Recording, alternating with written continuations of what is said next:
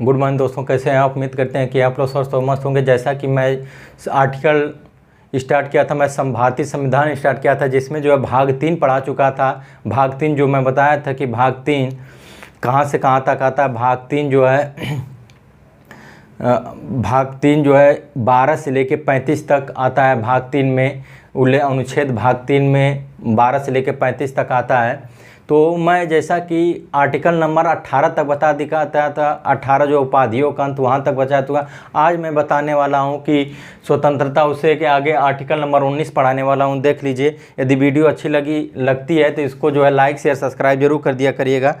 कह रहा है कि अनुच्छेद 19 को भारतीय अनुच्छेद 19 क्या है, स्वतंत्रता के बारे में सब बताया गया। अनुच्छेद 19 में कि कितने प्रकार की हमें स्वतंत्रता दी जा सकती है, आर्टिकल 19 में बताया गया। आर्टिकल 19 को हम इसे संविधान का ऋण कहते हैं। इसे संविधान का आर्टिकल 19 को संविधान का ऋण कहते हैं। जबकि संविधान की आत्मा किसे कहा जाता है, आर्टिकल 32 को, वो मैं आगे आपको पढ़ाऊंगा जो है।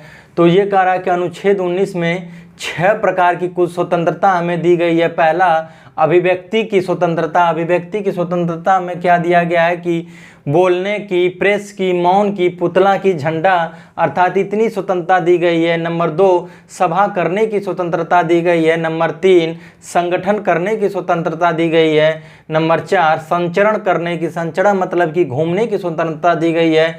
नंबर 5, निवास करने की स्वतंत्रता दी गई है। ये संपत्ति के अधिकार को 44वां संविधान संशोधन 1978 के द्वारा इसको हटाकर अब ये कानूनी अधिकार है। पहले 7 था, लेकिन अब ये 44वां संविधान संशोधन 1978 में इसको हटाकर अब जो है इसे कानूनी अधिकार दे दिया गया है। अब इसे अनुच्छेद 300A में इसको रख दिया गया है।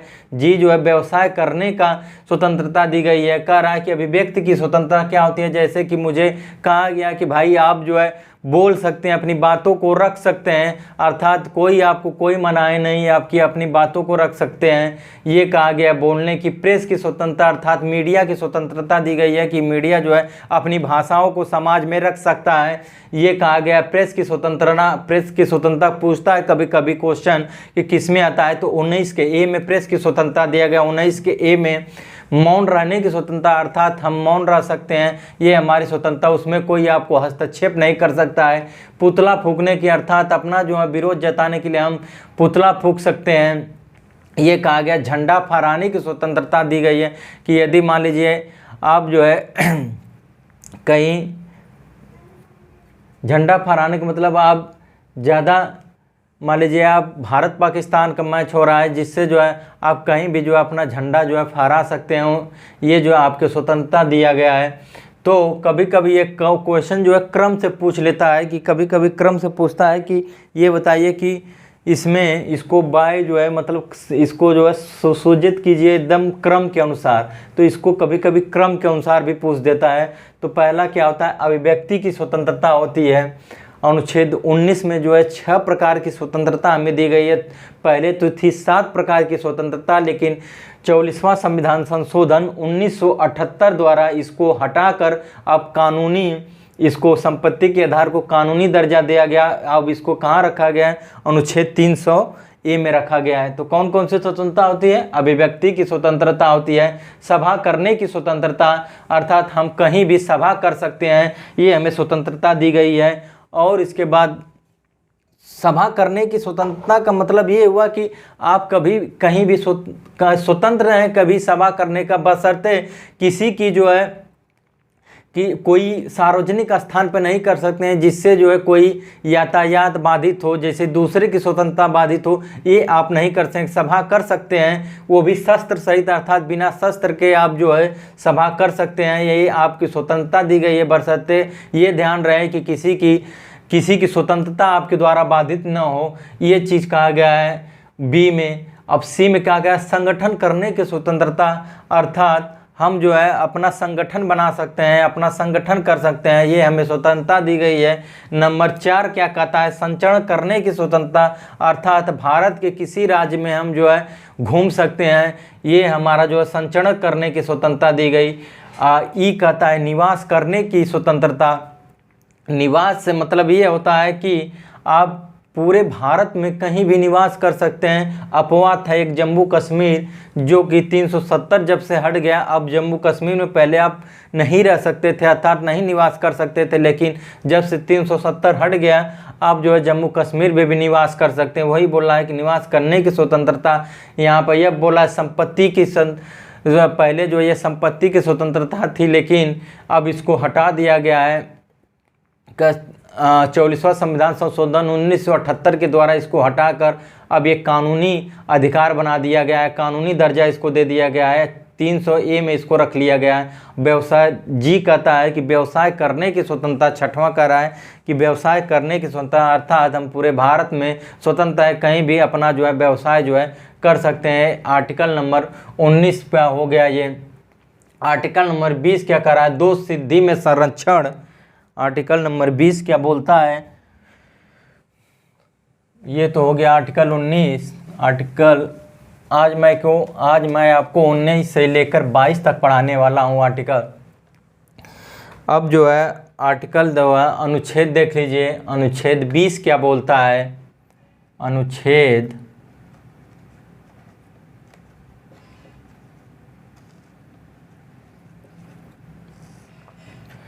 आर्टिकल नंबर 20 में बोला गया है कि दोष सिद्धि में संरक्षण, दोष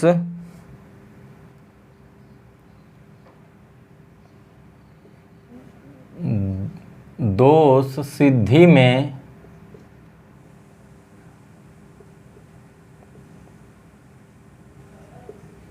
संरक्षण।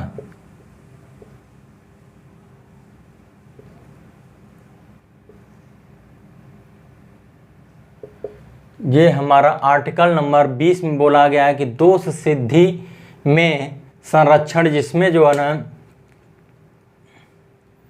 इसमें जो है ना 3 कैटेगरी रखा गया है। ये क्या बोलता है कि अपराध के समय कानून,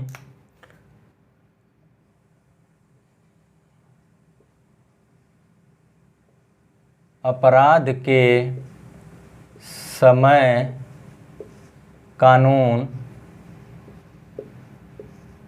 बी बोलता है एक अपराध की एक सजा।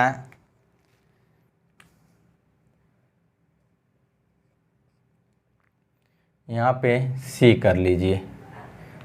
तो बी क्या बोलता है कि एक अपराध की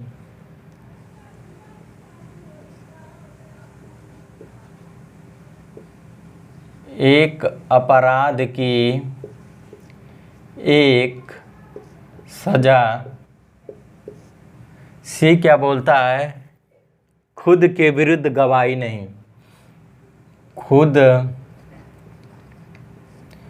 के विरुद्ध गवाही नहीं। कह रहा है आर्टिकल नंबर 20 क्या कहता है कि दोष सिद्धि में संरक्षण, अर्थात ये कहने का किसी व्यक्ति को तब तक दंडित नहीं किया जा सकता जब तक वो जो है विधि का उल्लंघन नहीं करता है, तब तक उसको जो है दोषी नहीं करार दिया जा सकता, अर्थात दोषी नहीं माना जा सकता है। तो उसमें वही कह रहा है कि दोष सिद्धि में संरक्षण, अर्थात जब दोष सिद्ध हो जाए तो उसमें भी छूट दिया गया। क्या कह रहा है कि अपराध के समय कानून, इसमें जो है 3 कैटेगरी आती है। अपराध के समय कानून, एक अपराध की एक सजा, खुद के विरुद्ध गवाही नहीं, अर्थात अपराध के समय कानून। यदि मान लीजिए हम कोई अपराध करते हैं, मान लीजिए 2014 में कोई अपराध करते हैं, 2014 अब आ गया जो है 2022 आ गया, मैं अपराध किया हूँ 2014 का, तो वही कह रहा है कि अपराध के समय कानून जो मैं अपराध किया हूँ 2014 में, उसी के अकॉर्डिंग मुझे सज़ा मिलनी चाहिए, न कि यदि अपराध में किया 2014 में और जो है नया नियम लागू हो गया 2025 में, 2022 में नया नियम लागू हो गया, तो जो 2022 का नया नियम है उसके अकॉर्डिंग मुझे सज़ा नहीं मिलेगी। जो मैं 2014 में जो अपराध मैं किया हूँ उसी के अकॉर्डिंग मुझे सज़ा मिलेगी। वही कह रहा है अपराध के समय कानून, अर्थात जो मैं अपराध जिस समय किया हूँ उसी समय का कानून मेरे ऊपर जो है लागू होगा, न कि जो है नया कानून बनेगा तो उसमें हमें जो है ना उसमें इन्वॉल्व नहीं किया जाएगा, उसके अकॉर्डिंग सज़ा मुझे नहीं मिलेगी। जो अपराध मैं किया हूँ, जिस समय किया हूँ, उसी समय के कानून में जो लिखा गया उसी के अकॉर्डिंग मुझे जो है सज़ा दी जाएगी, ना कि जो है लेटेस्ट यदि मान लीजिए 2022 आ गया, मैं अपराध किया हूँ 2014 का, न्यायालय में चलते चलते मुकदमा 4-5 साल लग जाता है। तो ये ना है कि जो नया नियम कानून लगा, इसमें 2014 में कुछ और कानून था, 2022 में कुछ और कानून हो गया, तो 2022 के अकॉर्डिंग मुझे सज़ा नहीं मिलेगी। जो 2014 में जो कानून था उसी के अकॉर्डिंग मुझे सज़ा मिलेगी। ये कहता है अपराध के समय कानून। एक अपराध की एक ही सज़ा, जैसे मान लीजिए लालू प्रसाद यादव को जैसे चारा घोटाले में उनको सज़ा सुप्रीम कोर्ट द्वारा दे दी गई है, तो अब जो वही कर रहा है, एक अपराध की एक ही सज़ा। अब जो एग्जाम्पल के तौर पर देख लीजिए, जैसे लालू प्रसाद यादव को एक चारा घोटाला में इनको गिरफ्तार कर लिया गया, उनको जेल हो गई है, तो अब जो है उनको दोबारा जो है उसी चीज़ के लिए सज़ा नहीं दी जा सकती। अर्थात कहने का तात्पर्य होता है कि एक आदमी अगर कोई अपराध कर लिया, अब इसके बाद जो है वो जेल की सज़ा जो है काट चुका है, तो फिर उसी अपराध के लिए उसको जो है दोबारा जो है गिरफ्तार नहीं किया जा सकता है। ये कह रहा है बी में। 80 कहता है खुद के विरुद्ध गवाही नहीं, अर्थात ये ज़रूरी नहीं है कि आप जो है खुद के विरुद्ध, अपने ही विरुद्ध जो है आप गवाही दें, ये नहीं कहता है। तो यही कह रहा है दोष सिद्धि में संरक्षण, अनुच्छेद 20 कह रहा है दोष सिद्धि में संरक्षण। अब इसी में एक आता है अनुच्छेद 21 प्राण एवं दैहिक स्वतंत्रता।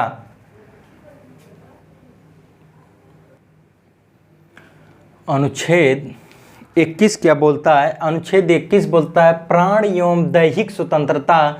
तो इसमें प्राण और दैहिक स्वतंत्रता में इसको दो कैटेगरी रखेंगे। प्राण का मतलब लाइफ से होता है, कि लाइफ में आ जाएगा पर्यावरण। तो आपको जो है कहा गया है कि भाई आपको उचित भोजन और उचित पर्यावरण में रहने का आपको पूरी स्वतंत्रता दी जाती है। अर्थात आपको जो है किसी ऐसे माहौल में नहीं रखा जाएगा, किसी ऐसे गंदे स्थानों पर नहीं रखा जा सकता जिससे जो है आपके हेल्थ पर जो है काफ़ी बुरा प्रभाव पड़े। इसलिए आपको अच्छा पर्यावरण, अच्छे भोजन करने की स्वतंत्रता दी जाती है। ये कहा गया है लाइफ के बारे में। पर्यावरण, दूसरा आत्महत्या। आत्महत्या का मतलब कि आपको ये भी स्वतंत्रता नहीं दी जाती है 309 के तहत कि आप अपने को आत्महत्या कर लें, अपनी आत्महत्या कर लें। ये 309 में ये भी आपको स्वतंत्रता नहीं दी जाती है। आपको तुरंत आत्महत्या करेंगे, पुलिस उठांग कर लेकर जाएगी, आपसे पूछताछ के क्यों आत्महत्या किया, किस लिए कर रहे थे, इसलिए ये स्वतंत्रता आपको नहीं दी जाती आत्महत्या की।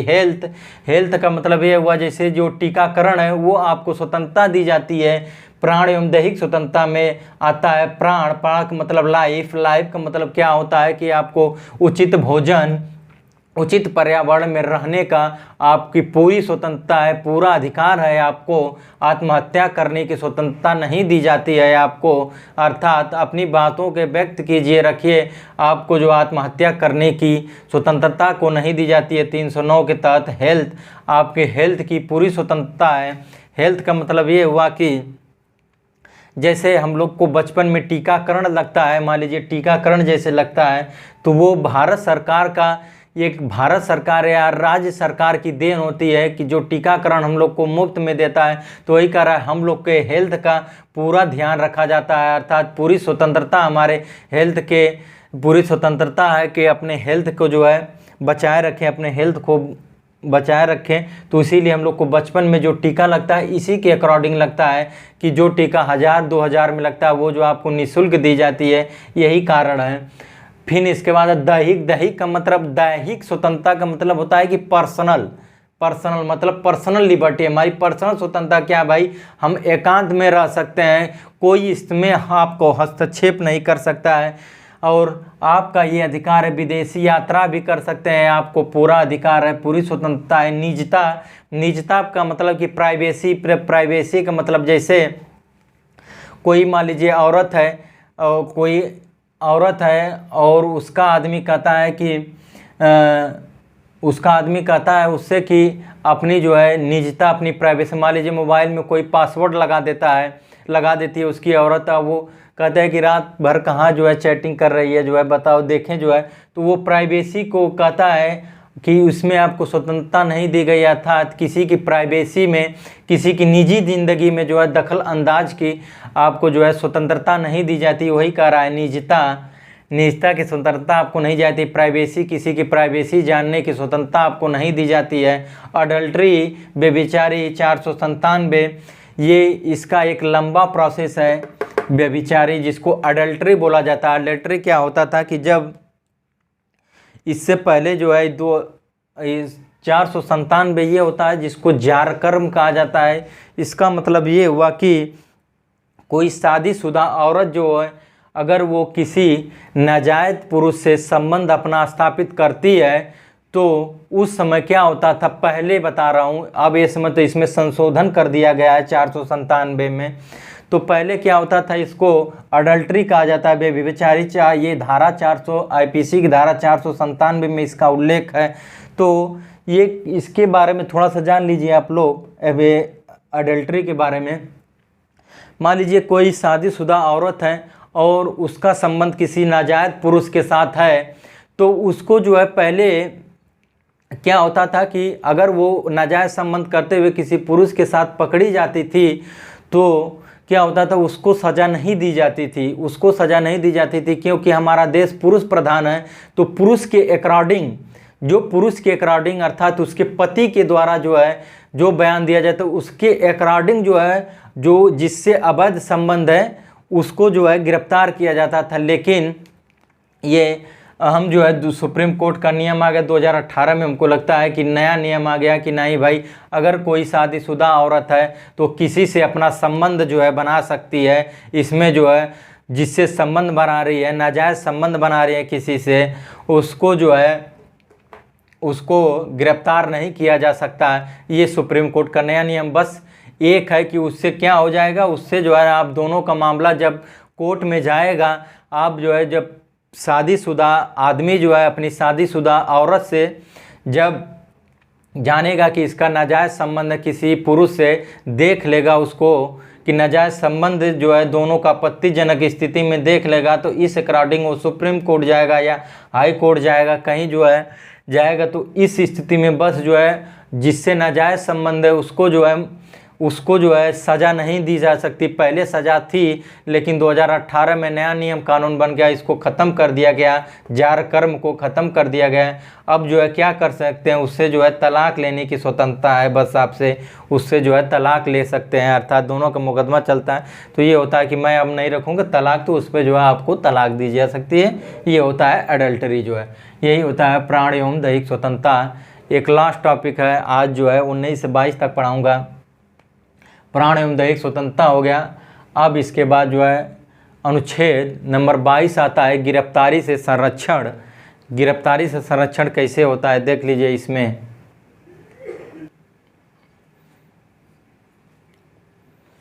इसी पर देख लीजिए 21 का क कहता है शिक्षा का अधिकार, अर्थात शिक्षा पाने का अधिकार है। 21 के क में इसको जोड़ा गया है। 21 के क में शिक्षा का अधिकार, ये 86वां संविधान संशोधन 2002 में इसको जोड़ा गया है शिक्षा का अधिकार, जिसमें कहा गया है 6 से 14 वर्ष के बच्चों को मुफ्त शिक्षा दी जाएगी। ये जो है भारत सरकार का कर्तव्य होगा कि 6 से 14 वर्ष के बच्चों को मुफ्त शिक्षा पाने की मुझे जो है स्वतंत्रता है। वो कब से कब 86वां संविधान संशोधन 2002 में इसको जोड़ा गया। 6 से 14 वर्ष के बच्चों को मुफ्त शिक्षा देने का प्रावधान किया गया। अनुच्छेद 22 कहता है गिरफ्तारी से संरक्षण। अच्छा, गिरफ्तारी से कुछ छूट दी जाती है, तो जिसमें इसको 2 कैटेगरी में बांटा गया है। पहला होता है दंडात्मक, अर्थात अपराध के बाद, जब अपराध आप कर लिए हैं तब क्या होगा, अपराध के बाद, अपराध से पहले, अपराध के बाद यदि मान लीजिए अपराध कर लिए हैं तो आपको जो है मान लीजिए नॉर्मल किसी पे मारपीट की कोई मुकदमा आपके ऊपर है, तो उसमें आपको सर्वप्रथम पहले जो है पुलिस आपको वारंट जो है इशू करेगी। वारंट बिना वारंट के आपको गिरफ्तार नहीं कर सकती है। लेकिन कुछ जो है यदि जो है मामला जो है देखा जाए कि संज्ञेय मामला है, असंज्ञेय मामला जा रहेगा तो बिना वारंट की आपकी गिरफ्तारी होगी, लेकिन मामला संज्ञेय मामला रहेगा, नॉर्मली मारपीट की धारा रहेगी, तो उसमें जो है ना आपको जो है वारंट के बिना वारंट को आपको गिरफ्तार नहीं कर सकती है। पुलिस आपको वारंट दिखाएगी, गिरफ्तारी के बाद आपको वारंट दिखाएगी आपके ऊपर ये मामला है, इसलिए आपको गिरफ्तार किया जाता है ये वारंट। अब जो गिरफ्तार जो करेगी पुलिस जो है, जब गिरफ्तार करेगी तो सर्वप्रथम आपको 24 घंटे के अंदर, अर्थात 24 घंटा ही आपको थाने में रख सकती है जो है पुलिस, इससे अधिक जो है नहीं रख सकते। उसमें जो है 24 घंटा में आने जाने का जो समय उसको इंक्लूड नहीं किया जाएगा। अर्थात यदि पुलिस आपको 10 बजे लेकर थाने पर आई है तो आपको जो है 24 घंटा से अधिक नहीं रह सकती है, उसमें आने जाने के समय को इंक्लूड नहीं किया जा सकता है। और आपको गिरफ्तारी के बाद आपको वारंट बताया जाएगा, गिरफ्तार किस लिए किया गया आपको ये चीज़ बताया जाएगा। अपराध के बाद बता रहे, दंडात्मक में अपराध के बाद आपको वारंट आपके नाम में आपको वारंट दिखाया जाएगा, आपके ऊपर ये मुकदमा है इसलिए आपको गिरफ्तार किया जाता है वारंट। और जो है 24 घंटा से अधिक जो है आपको जो है पुलिस जो है नहीं रह सकती अपनी हिरासत में, उसको न्यायालय में पेश करना पड़ेगा, न्यायालय में उसको सौंपना पड़ेगा। और जो है आपको अधिकार है कि ये एक मतलब अच्छा वकील करने का, जैसे कि अच्छा वकील मतलब अपने अकॉर्डिंग जो है आप जो है एक अपने अकॉर्डिंग जो है अच्छा वकील जो है कर सकते हैं। ये आपको इतनी जो है छूट, वही गिरफ्तारी से संरक्षण अर्थात वही गिरफ्तारी में छूट आपको यही सब चीज़ें दी सकती है। इसमें भी होता है अपराध से पहले जो है ना बिना वारंट के आपको जो है गिरफ्तार कर सकते हैं और जो है नज़रबंद कर सकती है। अधिकतर से कितना समय उसका होता है 3 महीने तक जो है आपको जो है नज़रबंद। जैसे एग्जाम्पल के तौर पर देख लीजिए, जैसे अभी जब 370 हटा था हमारा जो है 370 जब हटा था तो उस समय जो है क्या थे वहाँ पे जम्मू कश्मीर से जब 370 हटा था तो वहाँ की मुख्यमंत्री कौन थी, वहाँ पे जो है महबूबा मुफ्ती को जो है 3 महीने से अधिक उनको जो है नज़रबंद कर दिया गया था। वही कहा था उनको बिना वारंट के गिरफ्तार कर दिया गया था, इसलिए क्योंकि लोगों को भारत सरकार को लगा था कि यदि ये रहेंगी तो ज़्यादा अराजकता फैल जाएगी और जो है इसलिए जो ना भारत सरकार को लगा कि अगर ये रहेंगी यहाँ पर तो ज़्यादा, इसलिए उनको नज़रबंद कर दिया था। 3 महीने के लिए बिना वारंट को उनको गिरफ्तार कर लिया गया था। तो अधिकतर इसकी सीमा कितनी होती है 3 महीना, लेकिन जो है इसको बढ़ाया भी जा सकता है, तो वही कह रहा है। तो इसको रिवीजन कर लीजिएगा। अब रिवीजन अनुच्छेद कर लिया। अनुच्छेद 19 में कह रहा है कि स्वतंत्रता कितने प्रकार की स्वतंत्रता होती है, उसमें 6 प्रकार की। पहला होता है कि अभिव्यक्ति की स्वतंत्रता था, बोलने की स्वतंत्रता, प्रेस की स्वतंत्रता, ये 19 में कहा गया अभिव्यक्ति की स्वतंत्रता। दूसरा होता है अपना सम्मेलन करने की स्वतंत्रता होती है। तीसरा संगठन करने की स्वतंत्रता होती है। चौथा संचरण करने की स्वतंत्रता होती है। पांचवा जो है निवास करने की स्वतंत्रता होती है। जो छठवां था उसको जो है संपत्ति के अधिकार को हटाकर 44वां संविधान संशोधन 1978 द्वारा जिसको हटाकर अब एक कानूनी दर्जा दे दिया गया है, जिसको 300A में रखा गया है। तो उस संपत्ति के अधिकार को हटा लिया गया है। मतलब छठवां होता है व्यवसाय, आप किसी व्यवसाय कर सकते हैं। 19 में या आर्टिकल 19 में इतनी चीज़ें बताई गई है। आर्टिकल 20 में कहा गया है कि दोष सिद्धि से संरक्षण, अर्थात दोष सिद्धि के संबंध में संरक्षण अनुच्छेद जो नंबर 20 में बोला गया है। अनुच्छेद 21 में क्या बोला जाता है, अनुच्छेद 21 में बोला जाता है कि प्राण एवं दैहिक स्वतंत्रता जो है अनुच्छेद 21 में बताया गया है। अनुच्छेद 22 में बताया गिरफ्तारी से संरक्षण जो है। तो आज मैं आपको अनुच्छेद 19 से लेकर 22 तक पढ़ा दिया। कल जो है मैं बताऊंगा आपको 23 से लेकर 24 तक। यदि वीडियो अच्छी लगी हो तो भाई लोग इसको लाइक शेयर सब्सक्राइब जरूर कर दिया करिएगा आप लोग। मैं पूरे यूट्यूब पर जो है ये भारतीय संविधान का जो है आपको जो है फ्री कराऊंगा क्लास जो है, तो चैनल को लाइक शेयर सब्सक्राइब जरूर कर दिया करिएगा। मिलते हैं नेक्स्ट वीडियो में, तब तक के लिए दोस्तों धन्यवाद।